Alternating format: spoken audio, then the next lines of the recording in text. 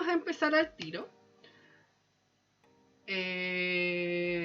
Primero, para los que no saben, y de forma bien rápida, digamos, yo soy psicóloga.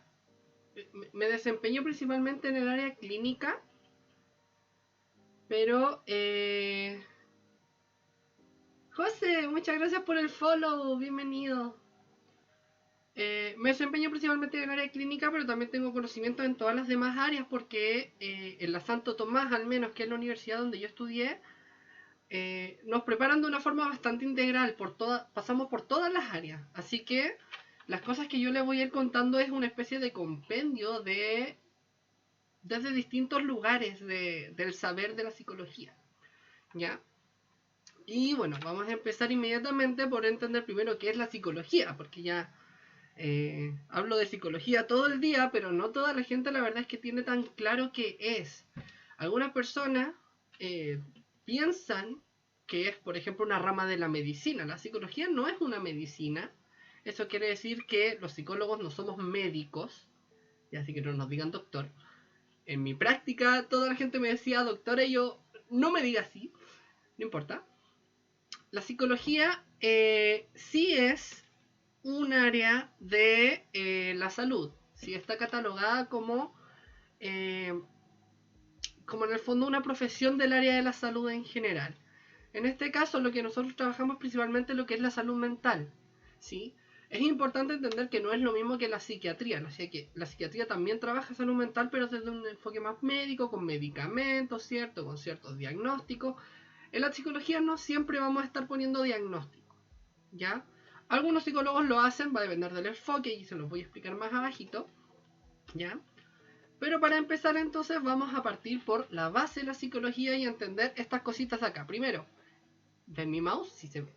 Ese simbolito que está ahí, que probablemente lo vayan a ver en todos los lugares que vean que tengan que ver con psicología, es la letra griega psi, ¿ya? Voy a ser súper sincera, no tengo idea de qué significa, pero ahí está.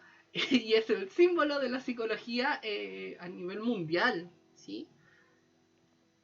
De hecho, es una también de las razones, y lo vamos a ver un poquito más adelante, de por qué psicología se escribe con la P adelante y no es correcto escribir psicología solo con S, ¿ya? Como está escrito aquí, psicología, esa es la forma correcta, perdón. Bueno, psicología en el fondo, como la palabra indica, se nos va a dividir en dos. Primero, psico, que viene del griego, de la palabra psiques, ya, que significa alma. Y logia, que en el fondo tiene que ver con el estudio o el tratado de. Entonces, en el fondo, la psicología como palabra, digamos, se refiere a el estudio del alma. Ahora, hoy en día no entendemos el alma de la forma como lo hacen, por ejemplo, los cristianos, ¿cierto? Como esta cosa media fantasmagórica que tenemos dentro del cuerpo. A pesar de que los filósofos al comienzo sí lo consideraban de esa forma, hoy en día lo que vamos a entender por alma o por psique es en el fondo la mente, ¿sí? Vamos a ver más adelante también cuál es la diferencia entre el cerebro y la mente, pero en el fondo tienen que entender que la mente es una construcción, ¿ya? En el fondo de las cosas que entendemos sobre lo que nos pasa en la experiencia humana. Tiene que ver con el cerebro, pero no es el cerebro en sí mismo. Entonces, de nuevo, la psicología la vamos a entender como el estudio o el tratado del alma o de la psique. Segundo, y de forma bastante rápida, no voy a pasar por todos los autores, pero hay que entender que la psicología, primero que nada, es una ciencia. Utilizamos métodos científicos para hacer nuestras investigaciones, para definir los tratamientos que realizamos, ¿sí? Utilizamos métodos de distintas ciencias también, y eso es súper importante. La psicología podríamos decir que es una especie de mezcla entre las ciencias filosóficas, las ciencias naturales y las ciencias sociales. Las ciencias filosóficas, bueno, primero, todos los filósofos, los grandes filósofos, Platón, Aristóteles, entre otros, que eran los primeros en preguntarse, bueno, ¿y qué pasa con el alma? ¿Cierto? ¿Qué es lo que pasa en el alma humana? ¿Cómo funciona? ¿Qué es? Esas son las primeras preguntas que le dan un poquito la base a la psicología para que se vaya transformando en algo, digamos, a partir de eso. Al principio quedaba solamente en estas ideas filosóficas del alma, como algo, como dije, más espiritista, más religioso, quizás desde esto fantasmagórico que tenemos dentro del cuerpo, ¿ya? Pero en el fondo es importante entender que esto va a ir desarrollándose, también la idea del alma a través del tiempo. Luego, desde lo que son las ciencias naturales, podemos entender, por ejemplo, y aquí puse el nombre de Wilhelm Wundt. Wundt es reconocido de alguna forma como el padre de la psicología moderna, principalmente porque fue la primera persona en el mundo que se le ocurrió poner una especie de organización, digamos, no recuerdo la palabra, que en el fondo buscaba estudiar la mente humana, ¿sí? ¿Cuál va a ser la diferencia con los filósofos? Que en este estudiar la mente humana se buscaba hacer algo más científico duro, ¿sí? Perdón, estudiar la mente. Entonces, en los tiempos de Wundt vamos a encontrar algo mucho más cercano a lo que es el conductismo, también lo vamos a explicar, en donde se estudiaba más que nada el comportamiento, la conducta. Entonces van a haber muchos experimentos con ratas de laboratorio, típicos experimentos de la ratita que va por el... ¿cómo se llama? Va por un caminito al final para encontrar el queso, ¿cierto? Apretar un botón o qué sé yo. Siempre le ponían estas especies de trucos a las ratitas, muy como en Pinky Cerebro. Uy, qué vieja. Vamos a entender entonces que Wundt va a ser el pionero en implantar este tipo de instituciones para estudiar la mente humana. Antes de eso hay que decir que todos los trastornos mentales, la ansiedad, la depresión eran entendidas de verdad muy como básicamente locura, en el concepto más básico de locura, de personas que estaban completamente fuera de sus cabales, ¿cierto? Y por lo general, en los tiempos medievales, por ejemplo, a las personas locas o se les encerraba o se les asesinaba porque eran extrañas a lo que la sociedad entendía como normal en ese entonces. Gracias a la apertura de lo que hizo Wundt en Alemania, en Leipzig, se empieza a entender un poquito más que la mente humana tiene distintas formas de funcionar, ¿sí? Y desde ahí se abre toda una rama de investigaciones en distintas áreas. Un poquito más allá, desde lo que son todavía un poco las ciencias naturales más duras y las ciencias sociales, es donde empiezan a aparecer lo que hoy vamos a entender como los enfoques o las escuelas de psicología. Les puse los dos ejemplos más clásicos o más reconocidos, ¿ya? Que primero sería Pavlov. Estoy segura de que todo el mundo ha escuchado esta teoría del perrito que le hacían sonar una campana y después le daban comida, entonces cada vez que sonaba la campana el perro empezaba a babear por sí solo. Este es un ejercicio muy desde el conductismo que Pablo fue el primero perdón, fue el que llevó a cabo este experimento, ¿cierto? Para estudiar cómo la conducta podía ser asociada a ciertos estímulos. En este caso, la campana era un estímulo, ¿cierto? Y la conducta era que el perro babiara. Asimismo, hoy en día podemos entender que hay estímulos que pueden generar que las personas también actúen de cierta forma o que tengan ciertas conductas. Un meme que pasó hace algún tiempo por ahí era el meme este del WhatsApp, de que cuando sonaba el silbido del WhatsApp, todo el mundo miraba su celular, ¿cierto? Entonces se asocia un poquito el sonido de WhatsApp a mirar el celular.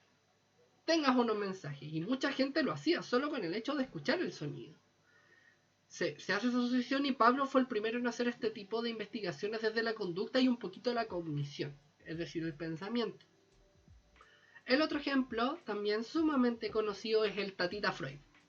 Sigmund Freud, padre del psicoanálisis,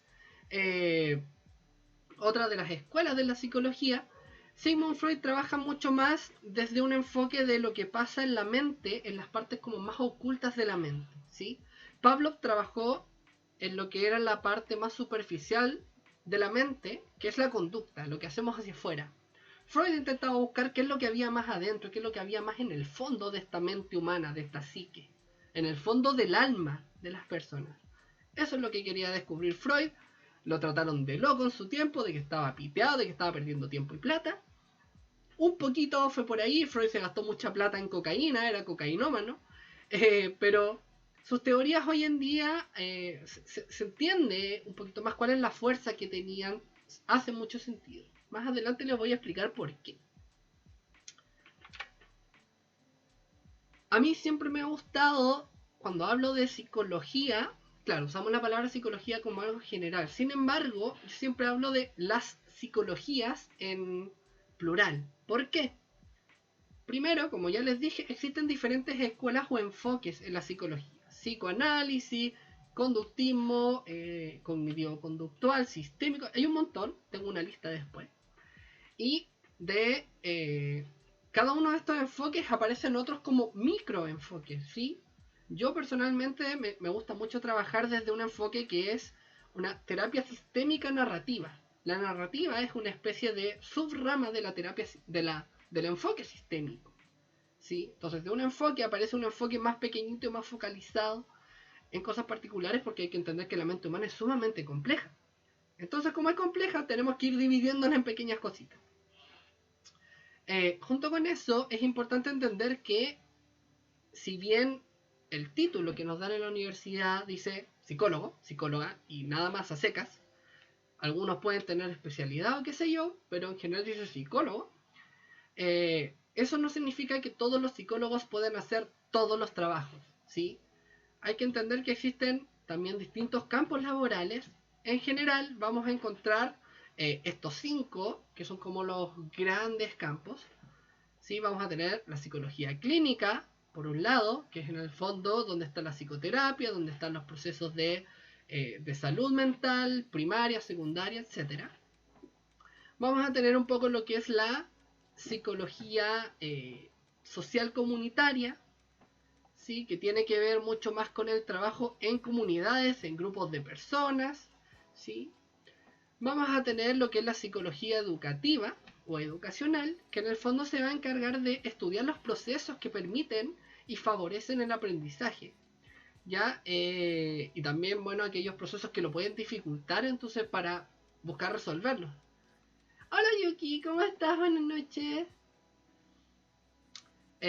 Cuarto, está la psicología organizacional, un área muy interesante que poco a poco se está integrando mucho más en las organizaciones, y lo que busca es, un poquito similar a la social comunitaria, es entender los procesos que ocurren dentro de una organización, de una empresa, ¿sí? Entender cómo el jefe se relaciona con los trabajadores, cómo los trabajadores se relacionan entre ellos, qué cosas podemos hacer desde la psicología para que nuestros trabajadores puedan eh, rendir un poquito más, ¿sí? Para que ellos puedan trabajar de mejor forma, no desde la explotación, sino desde el bienestar laboral, ¿sí? Estudian lo que es el desarrollo organizacional, es decir, cómo hacemos que esta empresa mejore desde lo que nos cuenta la psicología. Entre otras cosas, ahí también es donde está lo que es reclutamiento y selección, ¿cierto? Cómo desde la psicología podemos evaluar qué trabajadores o qué postulantes son idóneos para un trabajo. Sí, yo sé que todas las personas les da una lata tremenda tener que pasar por las pruebas y los colores y la persona bajo la lluvia. Es una lata, súper de acuerdo. Sin embargo, todas esas pruebas combinadas con las entrevistas, eh, a los psicólogos nos da un abanico de información que la entrevista por sí sola no nos va a dar, porque claro, en la entrevista es súper fácil mentir. Estos tests están construidos de tal forma de que las mentiras se noten. Por eso yo siempre, la gente me pide consejos para dar, no sé, para hacer la persona bajo la lluvia, y yo le digo, loco, hazla nomás, porque cualquier cosa forzada que tú hagas en este test, si el psicólogo es bueno, lo va a notar. Y va a ser peor, porque si ven que estás mintiendo, yo no quiero una persona mentirosa en mi trabajo. ¿Cierto? Entonces, la psicología organizacional también se encarga un poquito de eso. Y hoy en día, y ya un área un poquito más nueva, integramos también lo que es la psicología del deporte, ¿sí? Estudiamos los procesos que corresponden al ejercicio del deporte, a los deportistas, ¿cierto? A las competiciones, también a los entrenadores, entender eh, cómo funcionan o cómo ellos pueden mejorar su trabajo desde los conocimientos de la psicología, ¿cierto? El entrenador no necesariamente tiene que ser un psicólogo, tiene que conocer más las partes técnicas del deporte que está enseñando. Sin embargo, el conocer cosas desde la psicología le puede permitir buscar nuevas formas de enseñar y sacarle mucho más provecho a esa información que él tiene. Daniel dice, yo no sé dibujar y me daba fiaca. Lo hice así nomás y casi me internan más o menos. Es que, a ver, no les voy a explicar todos los test. A lo mejor en otra clase lo hago, ¿eh? Podría ser. Pero lo que pasa es que la instrucción es dibuja una persona bajo la lluvia. La instrucción es así, abierta, bastante vaga. Porque lo que nos importa es ver cómo la persona reacciona primero a una instrucción tan vaga, ¿cierto? Tan por encima. Luego de eso hay un montón de detalles en los que los psicólogos nos vamos fijando dentro de un test como este, que es un test gráfico, cuando pedimos dibujar, ¿cierto? Es como cuando a los niños les pedimos que dibujen a su familia. Eh, no les voy a explicar cada cosa, pero por ejemplo nos fijamos si esta persona bajo la lluvia tiene paraguas o no, si tiene mucha ropa o tiene poca ropa, si las gotas son rayitas o son pelotas grandes, si hay charcos de agua en el suelo o no, si hay suelo o no, si hay otros elementos como un poste, qué sé yo, un paradero de micro, ¿cierto? Que podría aparecer dentro del dibujo de alguna persona. Todo ese tipo de cosas a nosotros nos dicen algo, ¿sí? Y no es como, a esta persona le gusta mojarse en la lluvia, no. Nos dicen algo un poquito más de cómo es el funcionamiento interno. En el fondo, el funcionamiento de la psique, del alma, de la mente profunda de esta persona, un poquito como lo decía Freud. Por ejemplo, yo sé que tengo que dibujarlo con piloto y paraguas. ¿Cómo con piloto? ¿A qué te refieres con piloto, Daniel? Voy a tomar agüita. No sé a qué te refieres con piloto. Con el paraguas, sí, ya, sí, dibújenlo con paraguas, súper importante. Es el único truco que les voy a dar. Piloto sería equipo para lluvias. Ah, así como la parca, la chaqueta, ese tipo de cosas, ¿sí? Las botas para el agua y ese tipo de... Ya, perfecto, sí. Súper importante, un poquito desde la lógica, ¿cierto? Si una persona está bajo la lluvia, lo más lógico es que esté suficientemente abrigada y con un paraguas para estar bajo la lluvia. Bueno, más allá del test en sí mismo, cada uno de estos campos laborales se va a encargar de distintas cosas en los distintos contextos que funciona. ¿Ya? Por el otro lado, las escuelas son algo un poquito transversal. Yo puedo trabajar desde el cognitivo conductual, por ejemplo, en psicología clínica, en psicología educativa, en psicología organizacional laboral. ¿Sí? Los puedo ir ocupando en distintos campos laborales. Entonces se van haciendo algunas mezclas y es por eso que yo hablo de las psicologías en plural. ¿Ya? Ahí lo que son las escuelas y enfoques, vamos a avanzar un poquito. La verdad es que hay muchas escuelas y enfoques. Yo aquí puse las principales, las más conocidas y las que son como el paraguas, pero hacia abajo hay un montón de otras escuelas y otros enfoques que sirven para la psicología en distintos aspectos. Primero que nada, y la base de todo, desde lo que creó Wundt allá en Alemania, hace muchísimos años, el conductismo. En el conductismo lo que hacemos es estudiar básicamente la conducta humana. O bueno, la conducta de los seres vivos en general, ¿ya? Pero ya que hablamos de psicología humana, vamos a estudiar la conducta humana. No me importa tanto qué es lo que pasa dentro de la cabeza, sino que me pasa, ok, ¿qué le pasó a esta persona y cómo respondió? O sea, estímulo o respuesta, nada más. Ese es el enfoque principal del conductismo. Yo iba caminando en la calle, alguien me pegó un empujón, ¿qué hice yo? No importa qué fue lo que yo pensé al respecto de ese empujón, ¿sí? Lo que importa es, ok, me pegaron un empujón, yo le pegué uno de vuelta, o me pegaron un empujón y yo no le hice nada, o me pegaron un empujón y yo le pedí disculpas, ¿sí? Que son conductas distintas y eso nos va diciendo ciertas cosas respecto de cómo funciona esta persona en particular. Eso es el conductismo. El cognitivismo, por el otro lado, no está ni ahí con cuál fue la respuesta. Le importa mucho más qué es lo que pasó adentro. ¿Sí? Voy por la calle y alguien me pega un empujón, inmediatamente yo pienso, oh, alguien me pegó un empujón, esto significa que esta persona anda enojada, por ejemplo. Y ese fue mi pensamiento, esa fue mi cognición.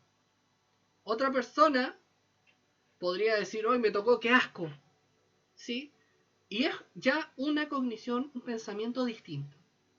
El cognitivismo entonces se encarga un poquito de estudiar eso, de estudiar las distintas formas de pensar, lo que pasa dentro de la mente humana. Hoy en día también entendemos que hay una especie de mezcla, ¿sí? En donde el conductismo y el cognitivismo han llegado como a darse la mano un poquito y decir, ok, ¿sabes qué? Tú y yo funcionamos la raja juntos. Entonces aparece lo que es el enfoque cognitivo-conductual. Y entonces, ¿qué es lo que hacemos? Estudiamos todo. Vino la persona y me pegó el empujón, entonces tenemos el estímulo, ¿sí? Luego, yo pienso, viene todo mi aparato psíquico desarrollando qué es lo que acaba de pasar, ¿cierto? Y desarrollo, ok, me pegó el empujón y también desarrollo mentalmente en mis ideas qué es lo que voy a hacer luego de eso. Entonces yo pienso que le voy a pegar de vuelta, ¿sí? Hay una cognición al respecto y esa cognición es la que me lleva a generar la conducta de ir y pegar. También tengo la opción de a lo mejor de decir, ¿sabes qué? Le voy a pegar yo de vuelta. Y después voy y en realidad no le pego porque pienso, ¿sabes qué? Mejor no. Ahí es donde lo cognitivo-conductual se ve un poquito en juego, ¿cierto? Hay ideas y hay conductas que van de alguna forma fluctuando de un lado al otro. Estamos todo el día haciendo eso. Si bien no estamos pensando así como, oh, me voy a levantar, voy a caminar, voy. No pensamos cada cosa que voy a hacer. Sí estamos constantemente pensando en distintas cosas. Tengo que ir al trabajo. Lo pienso y luego me voy al trabajo. ¿Sí? O voy al trabajo y pienso que lata ir al trabajo. Ok, estoy haciendo una conducta, pero hay una cognición que va de la mano con ella. ¿Sí? El cognitivo conductual entonces hace esta mezcla para volverlo bastante más completo y darte información. Luego, y es el más reconocido, la más reconocida de todas las escuelas, el psicoanálisis. Si usted lo que busca es la experiencia de ir a un psicólogo y acostarse en un diván, busque un psicoanalista. El resto de los psicólogos de las demás corrientes no usan diván. No van a venir a sentarse en el silloncito acostados de espalda y el psicólogo escondido atrás, no. El psicoanálisis hace esto. Y el psicoanálisis, como les dije, lo que busca es como entender un poquito las partes más profundas de la mente humana. ¿Sí? Ya no se va a preocupar tanto de la conducta, no se va a preocupar tanto del estímulo, ni se va a preocupar tanto de qué fue lo que yo pensé. Se va a preocupar mucho más de cuál fue el proceso interno que me llevó a pensar aquello. ¿Sí? Aquí se vuelve un poco más complejo. Si una persona me empuja en la calle, yo puedo pensar entonces, le voy a pegar de vuelta, o puedo pensar no hacer nada. Y entonces o le pego o no hago nada.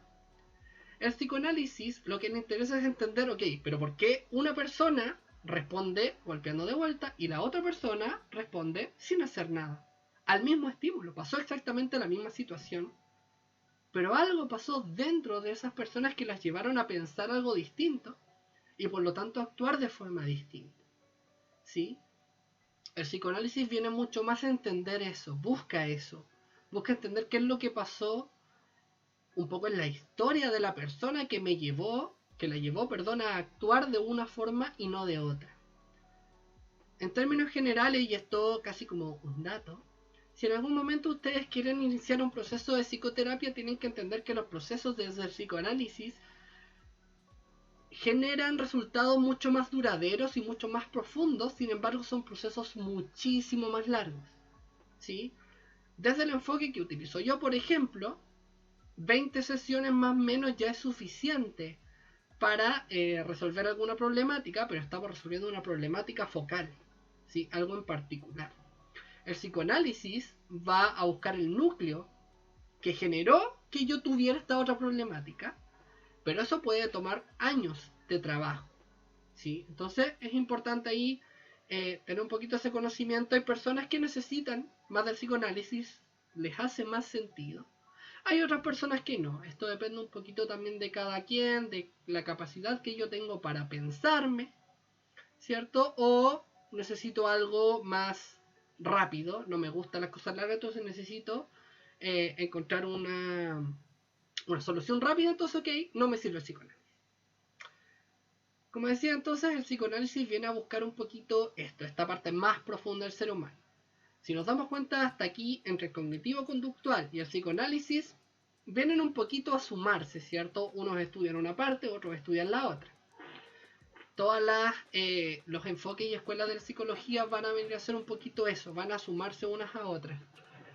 Lo que es luego la Gestalt. La Gestalt es un enfoque también nacido en Alemania y es un poquito similar de alguna forma al cognitivo-conductual. Sin embargo, la Gestalt tiene muchísimo ojo y muchísimo enfoque en lo que son las sensaciones, ¿sí?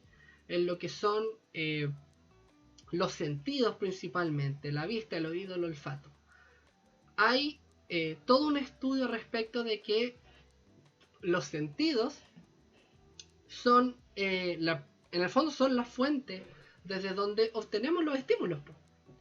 Si alguien me pegó el empujón, yo sé que alguien me pegó un empujón a través del sentido del tacto, ¿cierto? Si alguien me habla, yo sé que alguien me habló, pero a través del sentido del oído, o a lo mejor el sentido de la vista si es que lo vi hablarme, ¿sí? Si no tuviera esos sentidos, yo no tendría idea de qué es lo que pasa en el mundo. Entonces,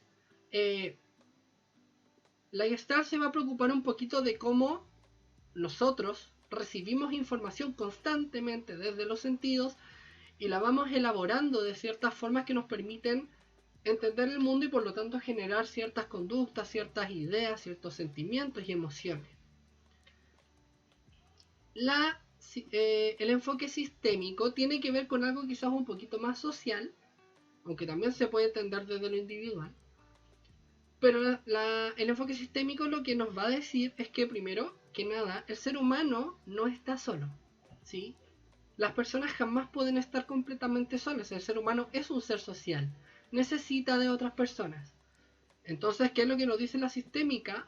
Cuando hay personas que conviven, ¿sí? Y aquí podemos hablar desde a nivel país, a nivel ciudad, a nivel comuna, a nivel familia, a nivel pareja, que es como lo más pequeñito, ¿cierto? Ya dos personas. Desde ahí el sistémico nos va a decir, ok, estas mentes, estas psiques que están en contacto, funcionan como un sistema. ¿Qué quiere decir esto? Que funcionan de la mano, ¿sí? Si una parte del sistema cambia, la otra también tiene que cambiar para que el sistema pueda seguir funcionando de manera correcta. Cuando esto no ocurre, cuando una parte cambia y la otra no, es cuando se generan problemas, digamos, o ciertos trastornos, pensados como trastornos de la comunicación, trastornos en las interacciones, ¿cierto? Entonces la sistémica nos viene a ver, ok, ya tenemos la idea de cómo funciona un poquito la mente hacia afuera, cómo funciona para adentro, cómo funcionan los sentidos, ¿sí? Lo sistémico va a venir a decirnos, ok, y toda esta mente, ¿qué es lo que pasa cuando interactúa con otra mente? Que le pasan también cosas distintas, ¿sí? Viene entonces a entender lo que es un poco el proceso interaccional entre una persona y otra, o una persona y muchas más, ¿sí? Finalmente, el enfoque humanista, que dentro de todo es como el enfoque más nuevo, ¿sí? Viene a trabajar un poquito más lo que es, una vez que ya sabemos cómo funciona la mente, bla, bla, bla, viene a intentar entender qué es lo que pasa con las necesidades de esa mente. ¿Sí? Ya, la mente está aquí, funciona de una forma, pero ¿qué quiere? ¿Sí? ¿Qué es lo que busca esta mente? El humanismo va a tener un enfoque mucho más hacia allá, mucho más de entender, ok, este ser humano, ¿qué es lo que quiere lograr? ¿Qué es lo que quiere hacer? ¿Cuáles son sus capacidades? ¿Sí? Y cómo se desenvuelve en el mundo con otros seres humanos, ¿sí? Pero como ser humano que es. El enfoque humanista tiene mucho que ver un poquito con lo que es diversidad. Por ejemplo, entender que todos los seres humanos son distintos.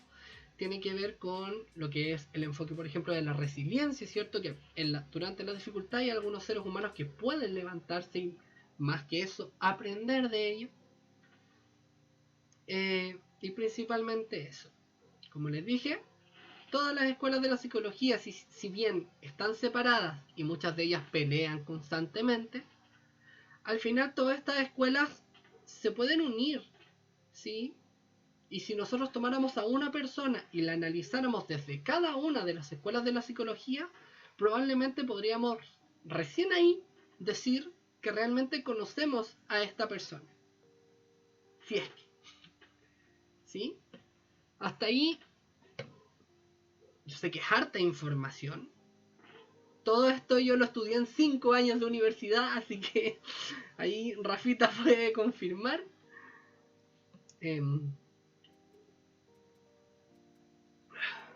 Pero es importante porque absolutamente cualquier cosa que nosotros hagamos con la psicología después, ya pensando en los campos laborales, va a depender de esto. Va a depender desde qué enfoque voy a trabajar, ¿sí? No es lo mismo, como ya les comenté, un proceso clínico, un proceso de psicoterapia desde el psicoanálisis que desde el cognitivo-conductual, que desde el sistémico, que desde la Gestalt. Cada uno es distinto, las formas de trabajo son distintas y los objetivos van a ser distintos. Lo mismo va a ocurrir en cualquier otra de las áreas, ¿ya? En general se busca así que ojalá los psicólogos puedan trabajar de una forma más integral, ¿cierto? Porque como ya dijimos que todos estos enfoques sumados son lo más cercano a conocer al ser humano, lo mejor en un proceso de psicoterapia sería justamente intentar usar un poquito de cada uno para lograr eso. Pero va a depender también un poquito de cada profesional cómo quiera trabajar. Si quiere hacer esta suma, simplemente quiere casarse con uno de los enfoques y ya, chao. Y eso es, bueno, a decisión de cada quien.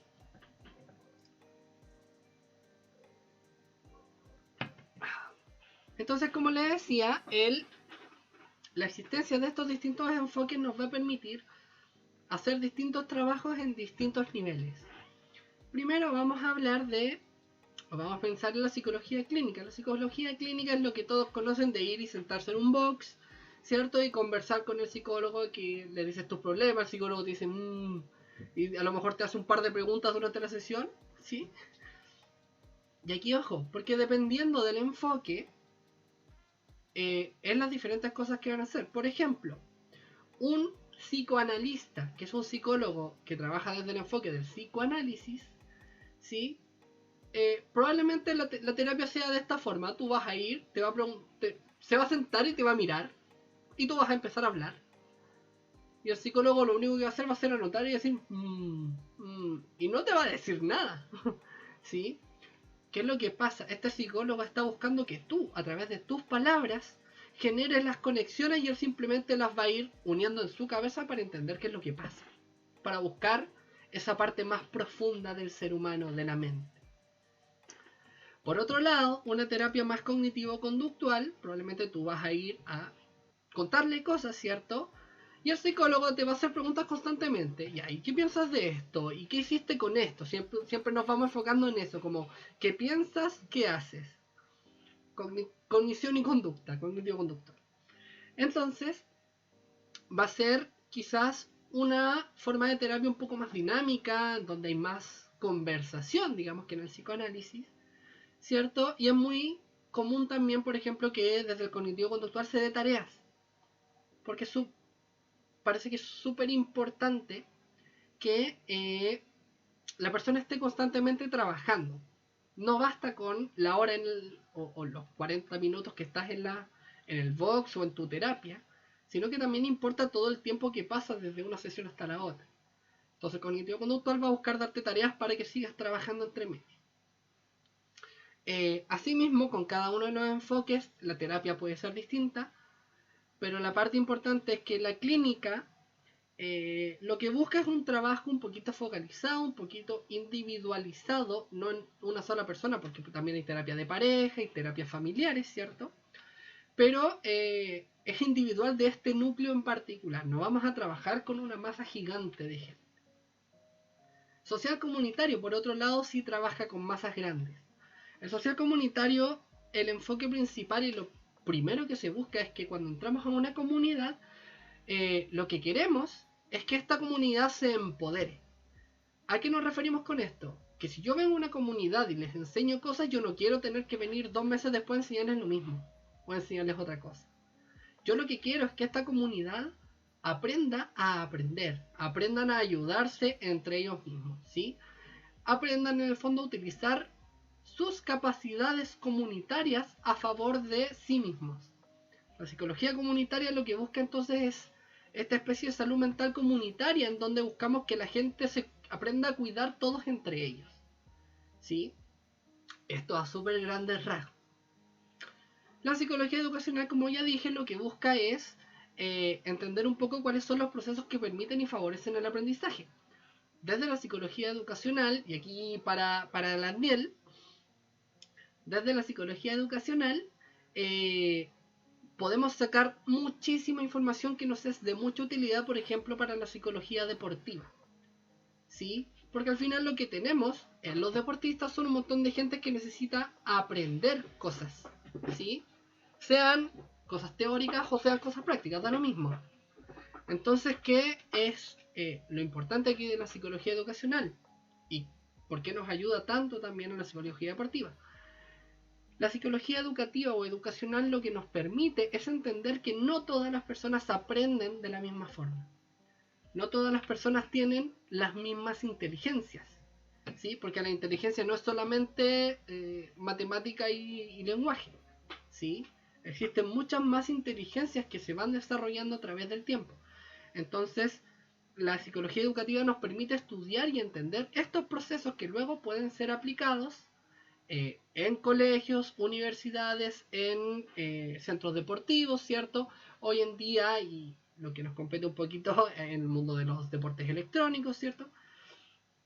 La psicología educativa es la que nos va a dar toda la información al respecto de cómo mejorar estos procesos de aprendizaje, ¿sí?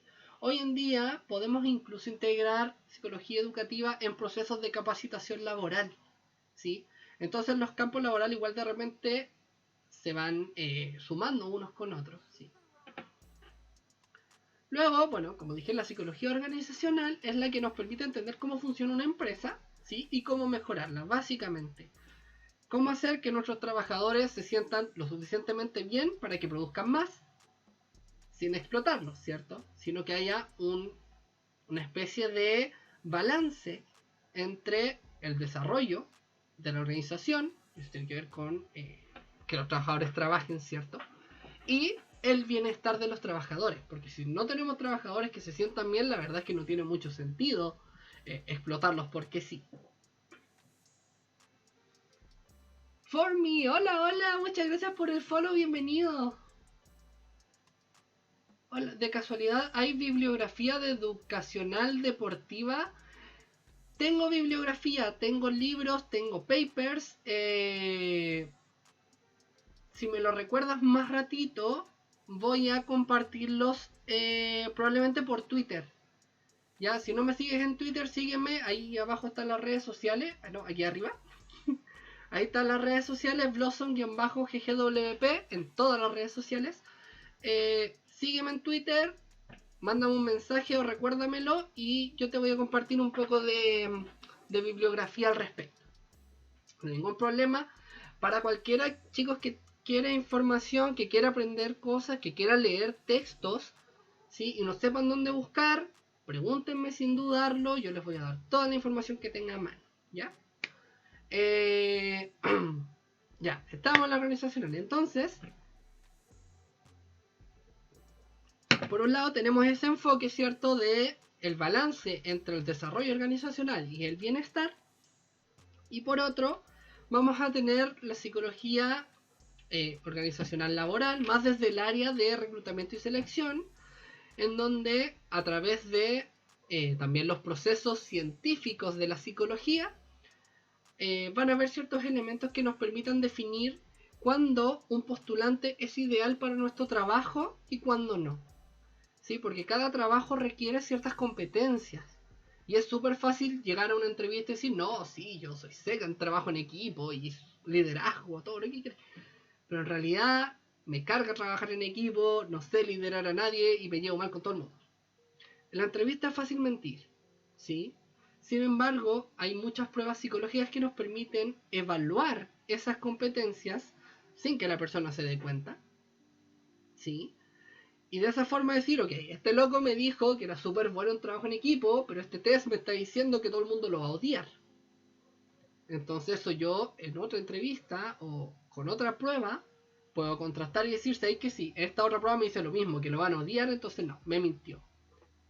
Las pruebas psicológicas sirven un poquito para eso, así que no se asusten con las pruebas psicológicas, simplemente hagan lo mejor que puedan y no traten de forzar respuestas ni buscar respuestas en Google, porque créanme que no les va a servir.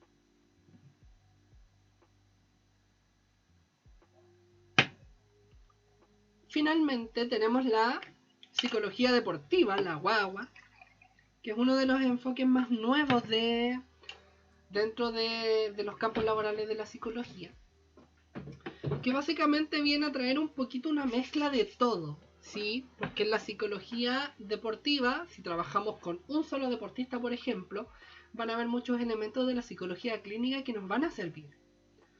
Si trabajamos en equipo con muchas personas, la psicología social comunitaria nos va a ser de mucha utilidad porque estamos trabajando con grupos de gente. Como ya dijimos, los deportistas lo que están haciendo es aprender ciertas cosas y por lo tanto la educacional también nos va a dar esta información al respecto.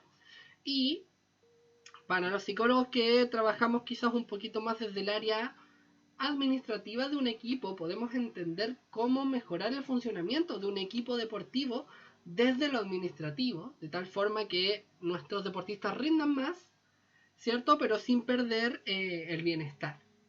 Entonces al final la psicología deportiva es una especie de mezcla de todas las demás, pero enfocada a, al deporte y a los equipos deportivos o a los deportistas por sí solos.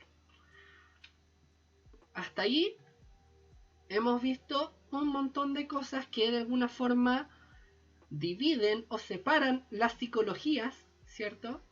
Y las vuelven individuales y las vuelven especial cada una en su forma. Ahora, la pregunta importante es ¿qué es lo que nos une? ¿Qué es lo que une todas las psicologías y por qué hablamos de psicología en así a secas? Voy a tomar agua.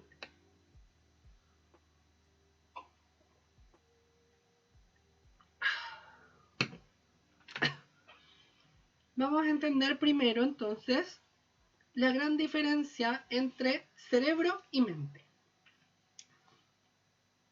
Y partiendo desde lo más básico, el cerebro es un órgano. El órgano que tenemos aquí dentro del cráneo. ¿Sí?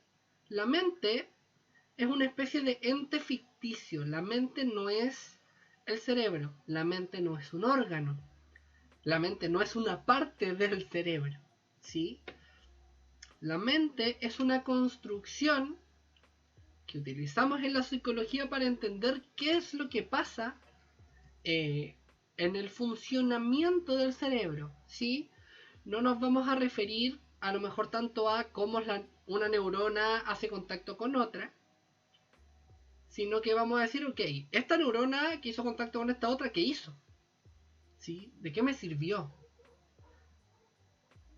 Cuando estudiamos el cerebro nos vamos a preocupar entonces de las neuronas, de la sinapsis, que es cuando las neuronas hacen contacto, ¿sí? De la nutrición de las neuronas, de la oxigenación del cerebro, de las partes del cerebro, bla, bla, bla, como todo órgano.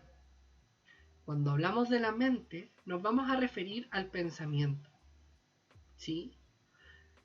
Y el cerebro no es como un computador. No es como que yo agarro un montón de neuronitas y voy prendiendo y voy haciendo unos y ceros como en binario para crear una palabra. No, no funciona de esa forma.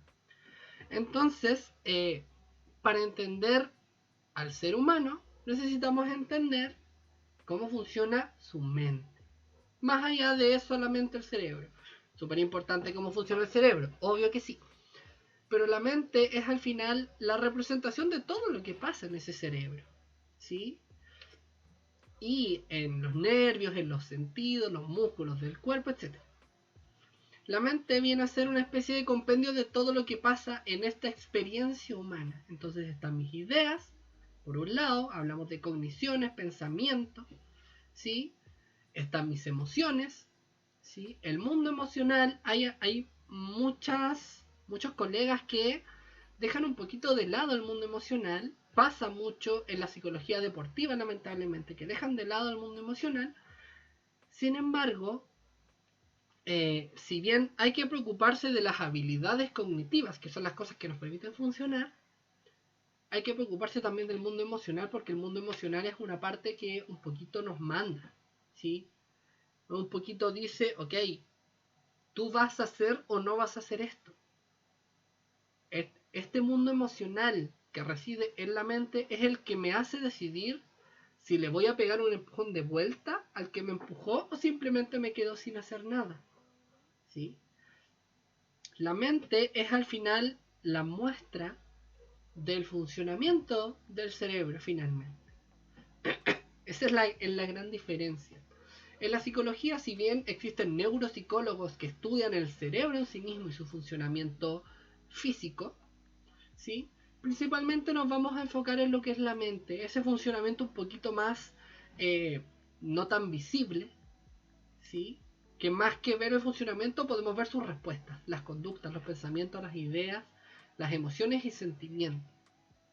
Todas esas cosas están en la mente, no en el cerebro en sí mismo, ¿sí? Da igual cuál enfoque de la psicología ustedes quieran tomar, todos se van a basar desde este principio básico, ¿sí? Que estudiamos la mente humana, no estudiamos el cerebro en sí mismo. Estudiamos este concepto un poquito más, no sé, mágico, un poquito más fantasmagórico de qué es lo que pasa allá adentro. Y desde acá, una de las personas que, a mi parecer, mejor logra explicar el funcionamiento de la mente es Sigmund Freud. Aquí voy a romper inmediatamente un mito gigante que existe, súper caricaturizado y culpa de la tele y de Hollywood. Y es que, sí, Sigmund Freud tiene la teoría psicosexual y habla mucho de sexo, habla del complejo de Edipo, ¿cierto? Que te enamoráis de tu mamá y qué sé yo, y todas estas tonterías. Ya, perfecto. No estoy de acuerdo con la gran mayoría de sus teorías sexuales, la verdad. Sin embargo, esas teorías, que si bien son las más famosas, no son las más importantes de Sigmund Freud. Sigmund Freud tiene un par de teorías muchísimo más relevantes para la psicología, ¿sí? Y que son principalmente las dos tópicas de Freud. Son dos. Con tópicas me refiero, son algunas reglas que él crea respecto de cómo es la mente, ¿sí? De cómo está estructurada. Y según Freud, vamos a tener dos niveles de análisis. El primero va a tener que ver con los niveles de conciencia y el segundo va a tener que ver con las estructuras dentro de la mente. Este dibujito aquí del iceberg es la representación perfecta, porque al igual que un iceberg, van a haber partes que podemos ver o que podemos percibir de alguna forma y partes que no, ¿sí? Entonces la primera tópica lo que nos va a decir es que en nuestra mente tenemos tres niveles de conciencia, ¿sí? El consciente, el preconsciente y el inconsciente. El subconsciente no existe dentro de la tópica de Freud, ¿sí? El subconsciente no es algo real. Desde su tópica, él habla del preconsciente, que es algo parecido, pero no tanto.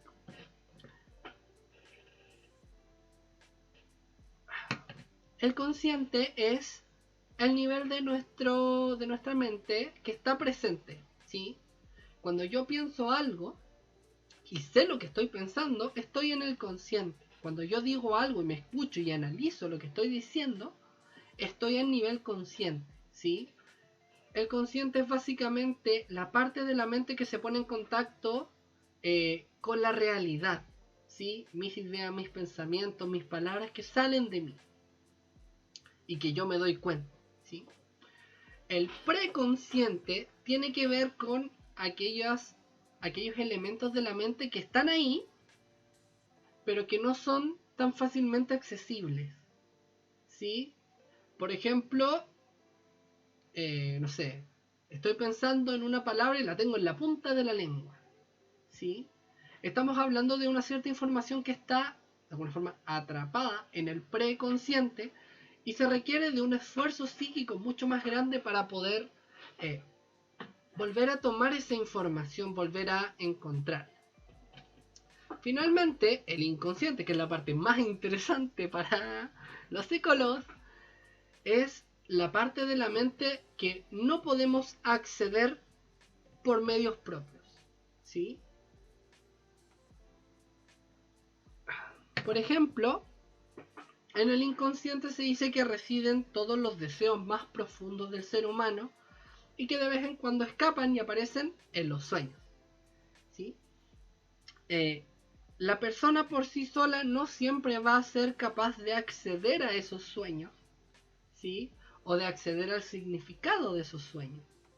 Que lo que necesitamos entonces, un esfuerzo psíquico que por lo general viene dado a de la mano de un terapeuta o psicólogo que te ayuda a acceder a través de un ejercicio lingüístico, ¿sí? A través de una conversación focalizada, perdón. En el consciente vamos a tener un montón de cosas, por ejemplo, y esto se ve, lo vi hoy en día, ¿sí? Y voy a poner un ejemplo que van a pifiar, me pifiarían si estuviéramos en vivo. Hoy en día José Antonio Cast está con COVID, ¿sí? Muchas personas van a decir sí, que se muera. Otras personas van a pensar que quieren que se muera, pero no lo van a decir. Y otras personas probablemente van a querer que se muera, pero no tienen idea de que lo quieren, ¿sí? Estamos hablando ahí entonces de niveles distintos de conciencia. El pensar algo, pero de alguna forma tú no sabes que lo estás pensando. Y solamente a través de un ejercicio psíquico específico eres capaz de conseguir esa información. Sorry. La segunda tópica es la que nos habla cómo se estructura la mente. Y aquí hay un caos gigante. Porque hay partes de esta estructura que están más hacia el consciente y otras que están más hacia el inconsciente. Vamos a tener principalmente las dos grandes estructuras que se dice que rigen nuestra vida, ¿sí? Por un lado, vamos a tener al ello. El ello es la parte estructural de la mente. Imagínenlo como si fueran tres cajones, ¿sí? Tres cajoncitos.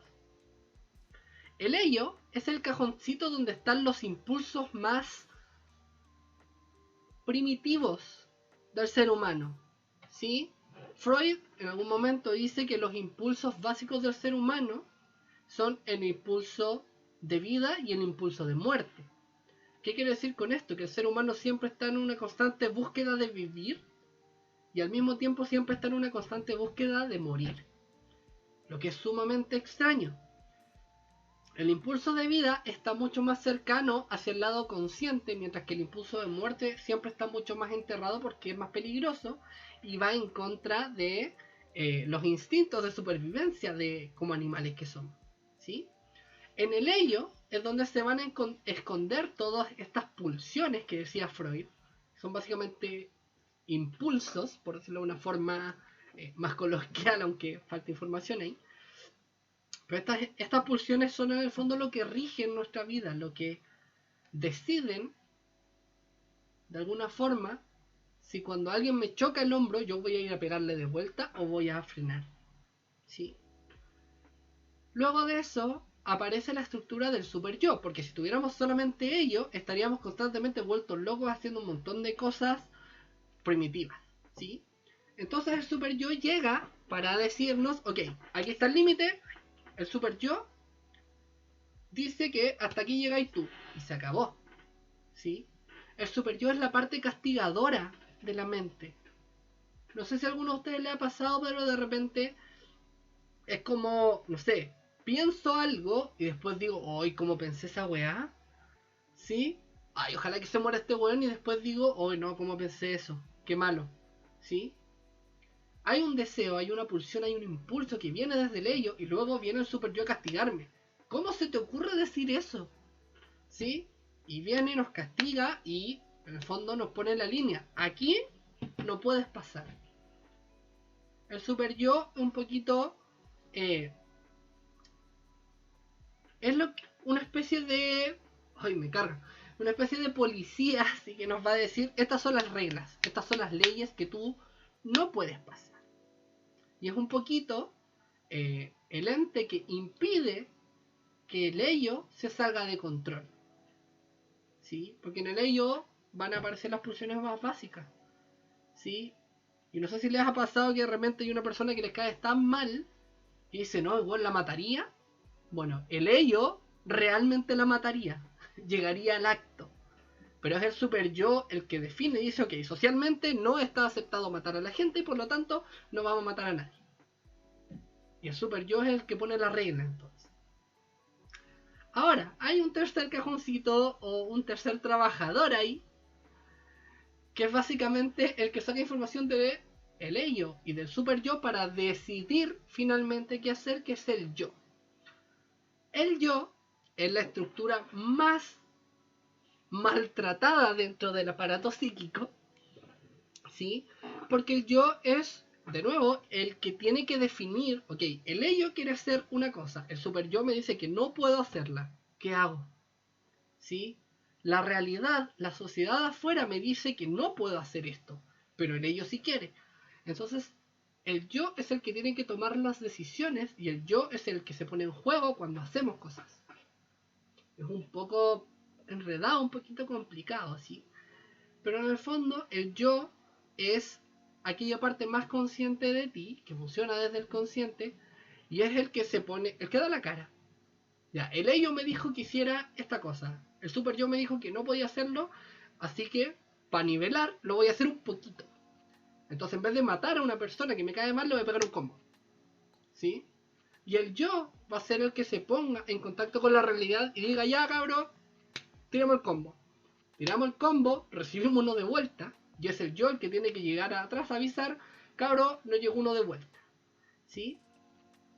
El yo es básicamente eso, es básicamente la persona que se tiene que hacer cargo de hacer lo que dicen los jefes, el ello y el super yo, y de luego traer la información de qué fue lo que ocurrió afuera en la realidad con esa acción que nos llevaron a hacer.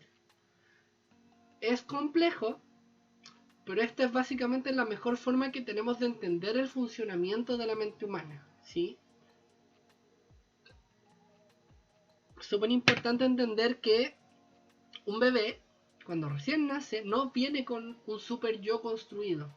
El bebé es solamente impulsos, ¿sí? No tiene razonamiento.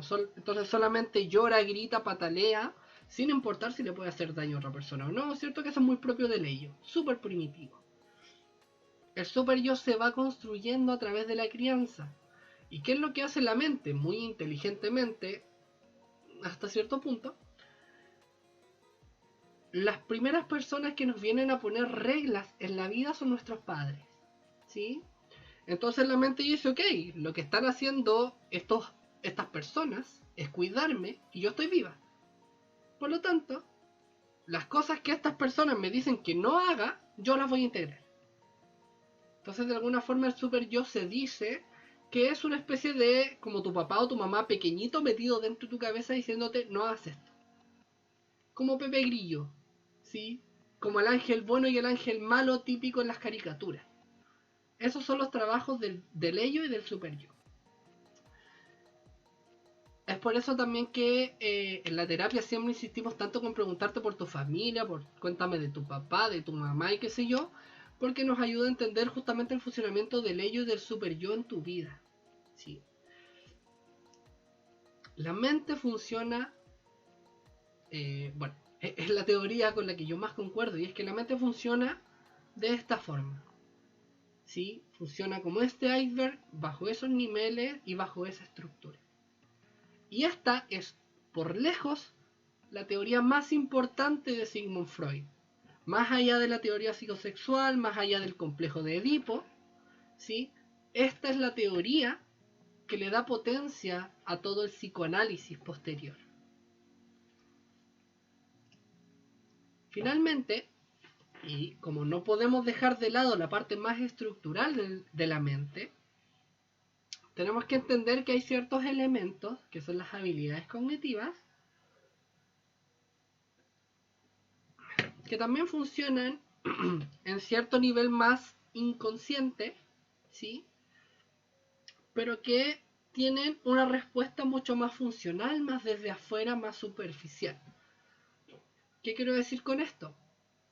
Habilidades como la memoria, la atención, la concentración, por lo general no son cosas que yo digo ya, me voy a concentrar y me concentro. Simplemente llego y me concentro cuando es necesario. Simplemente voy y presto atención cuando es necesario. ¿Sí? Todo ese tipo de instrucciones, digamos, ocurren a un nivel más inconsciente, pero la respuesta siempre va a estar afuera en el consciente. Las habilidades cognitivas entonces también son un producto del funcionamiento mental. Mental y no necesariamente cerebral. Si bien el cerebro claramente es el órgano que hace funcionar todo esto y por lo tanto tiene una importancia bastante grande, es dentro de la mente que estos elementos se desarrollan. Y habilidades cognitivas hay muchas.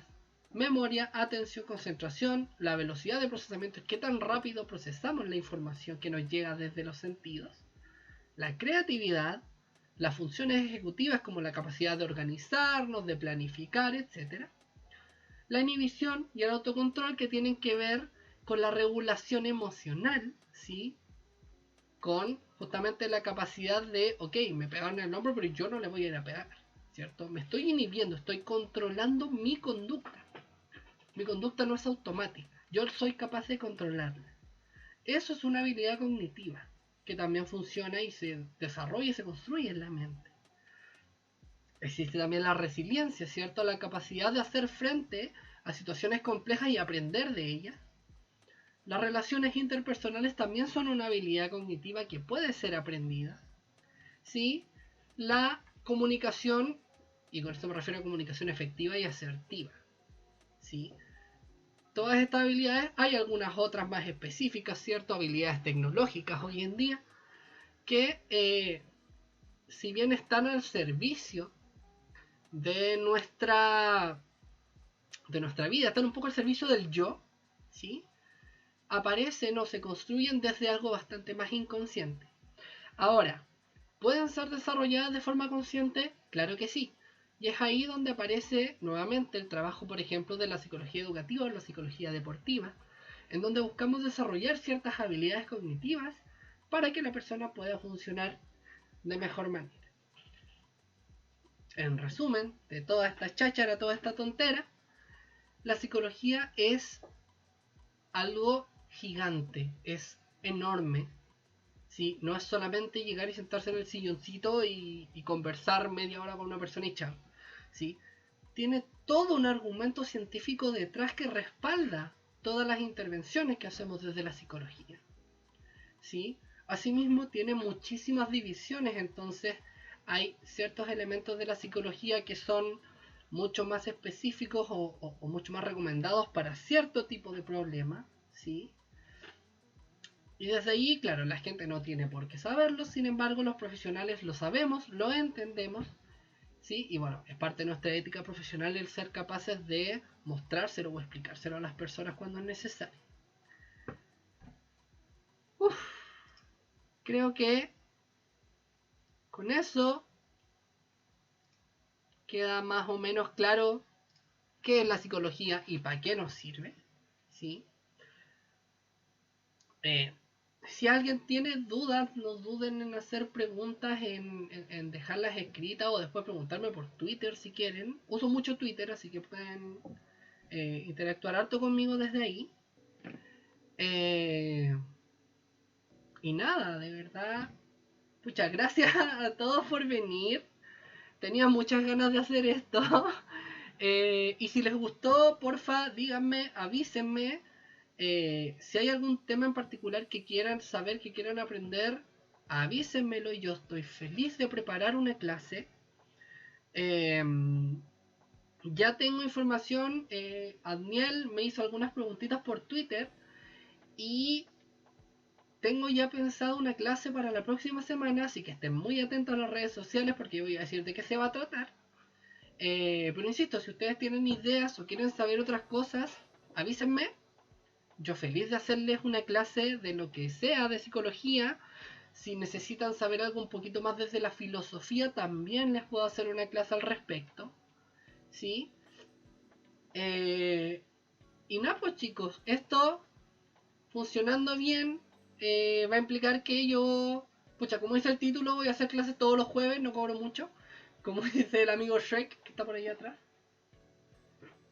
Así que, bueno, de nuevo, muchas gracias a todos por venir. Eh, Recuerden seguirme en las redes sociales que están por ahí, están por allá, están en todos lados. Eh, y bueno, para los que quieran en particular información sobre psicología deportiva, yo tengo mucha información, muchos artículos que he escrito que están respaldados en un blog. Pueden pedírmelo, yo se los mando, no tengo ningún problema. En todo caso es blossomggwp.blogspot.com. Súper fácil.